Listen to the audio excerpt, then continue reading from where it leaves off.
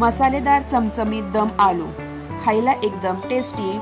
तुम्ही चपाती सोबत किंवा राईस सोबत हा मसालेदार असा ढाबा स्टाईल दम आलू खाऊ शकता। आज आपण ढाबा स्टाईल दम आलूची झटपट अशी रेसिपी बघणार आहोत। चला तर मग मी हिमगौरी तुमचे खूप खूप स्वागत करत आहे माझ्या हिमगौरी लाईफ या यूट्यूब चॅनलवर। तुम्ही इथे बघू शकता छान असा कलर आलेला आहे या दम आलूला। चला मग आज आपण रेसिपीला सुरुवात करूया व आपल्याला इथे काय काय साहित्य लागणार आहे ते बघूयात। मी इथे 2 कांदे हे उभे चिरून घेतलेले आहेत व 2 टोमॅटो हे मीडियम साइज मध्ये काप करून घेतलेले आहेत व इथे छोट्या आकाराचे मी बटाटे घेतलेले आहेत। या बटाट्याची साली काढून मी हे थंड पाण्यात ठेवलेले आहेत जेणेकरून हे बटाटे काळे पडू नयेत।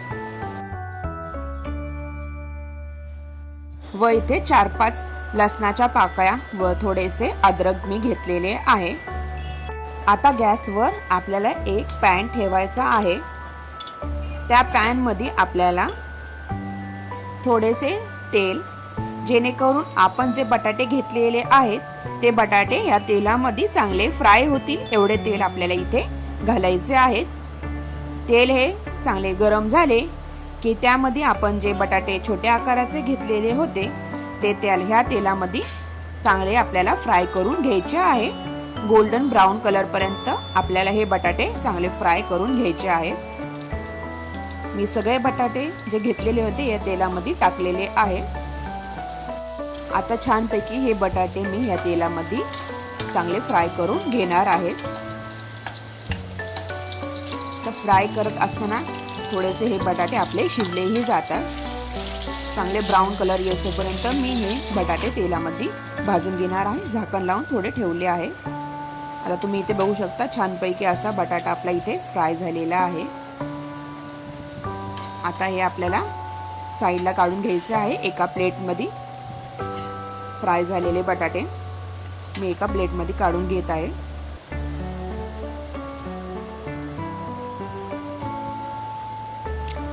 आता त्याच कढईमध्ये आपल्याला जो कांदा टोमॅटो घेतला होता तो आपल्याला या तेलामध्ये परतून घ्यायचा आहे।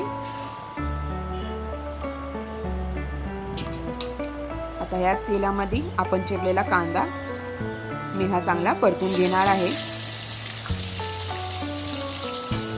इथे कांदा आपल्याला चांगला परतून घ्यायचा आहे।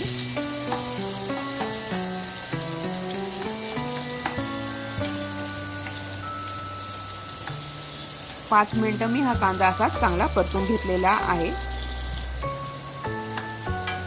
आता यामध्ये मी आपण चिरलेले जे टोमॅटो आहेत ते टोमॅटोही आपल्याला इथे टाकायचे आहे व जो अद्रक लसूण घेतलेले होते तेही यामध्ये टाकायचे आहे। जर तुम्हाला हिरव्या मिरच्या इथे टाकायच्या असतील तर तुम्ही इथे टाकू शकता हिरव्या मिरच्या किंवा लाल मिरच्याही। ते चांगले परतून आपल्याला घ्यायचं आहे। टोमॅटोचा इथे गार झाला पाहिजे, छान असं परतून घ्यायचं आहे। आता इथे आपले बटाटे हे गार झालेले आहेत। मी अशा फोकच्या साहाय्याने असे बटाट्यांना हे करून घेत आहे जेणेकरून आपण हे बटाटे मसाल्यामध्ये टाकल्यानंतर मसाला जो आहे तो यामध्ये बटाट्यामध्ये चांगला मुरेल। आता इथे टोमॅटो कांदा 10 ते 15 मिनिटं मी चांगला असा परतून घेतलेला आहे।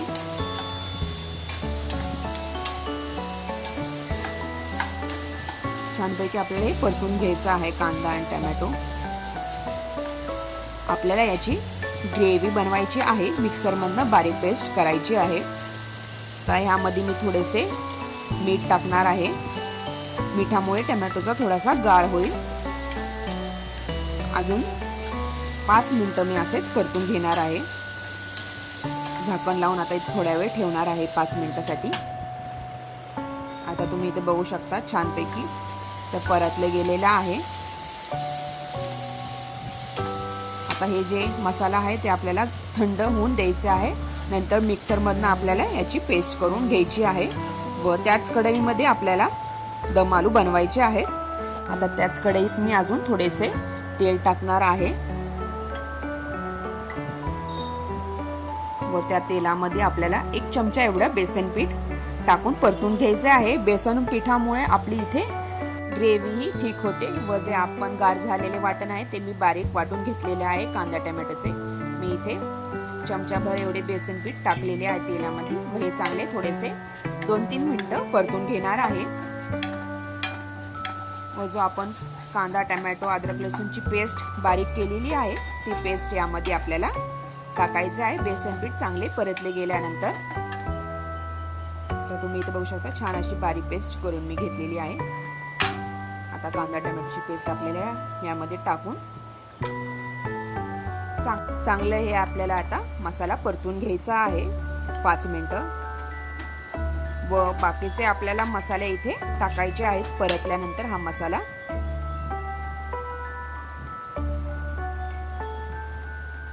थोडेसे जे मिक्सरच्या भांड्यात मी पाणी टाकून आपल्याला हे पाणी नंतर या मसाल्यात टाकायचे आहे. आता या मसाला थोडा वेळ परतल्यानंतर इथे मी चमचाभर एवढे किचन किंग मसाला टाकणार आहे.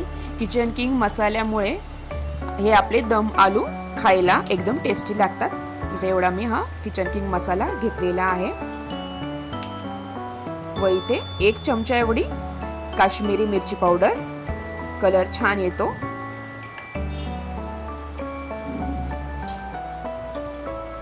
व इथे 1 चमचा एवढे इथे आपल्याला धने जिरे पूड इथे मी टाकणार आहे.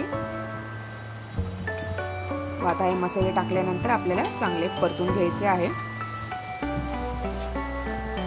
तेल सुटस तोपर्यंत आपल्याला हे चांगलं परतून घ्यायचं आहे. आता इथे चवीनुसार थोडेसे मीठ, आधी आपण टोमॅटो कांदा परतताना मीठ टाकलेले होते तर थोडंसं मीठ अजून मी इथे टाकलेले आहे या मसाल्यामध्ये. आता इथे आपल्याला 1 चमचा एवढी हळद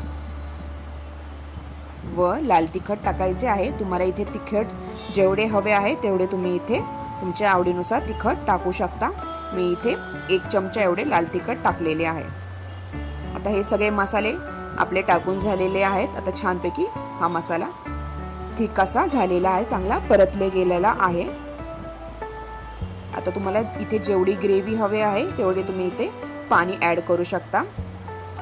मिक्सरच्या भांड्यात मी पाणी टाकून तर हे सगळे पाणी यामध्ये टाकलेले आहे.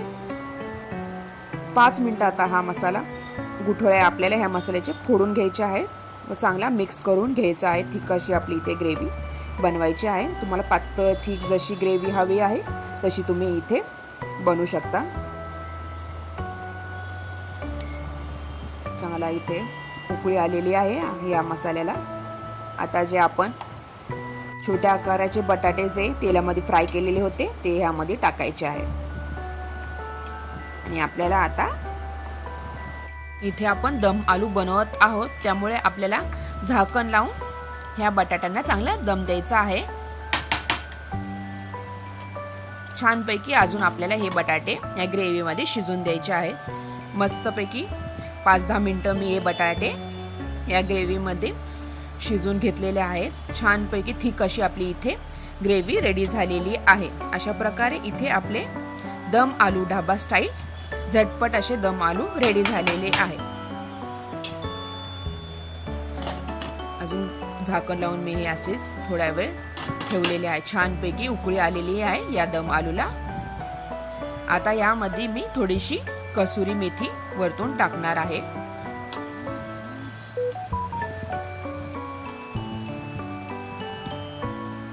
छान कलरही आलेला आहे या दम आलूला.